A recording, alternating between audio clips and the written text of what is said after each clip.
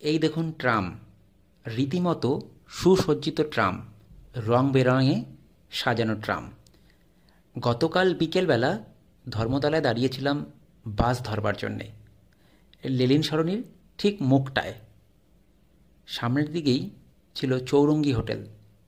Lenin সরণি ধরে Dharmatala tram ডিপোর দিকে এগোচ্ছিল এই সুসজ্জিত ট্রামটি, যেটি সিগন্যালে দাঁড়িয়েছিল। ঠিক তখনই ভিডিওটি তোলা আমার।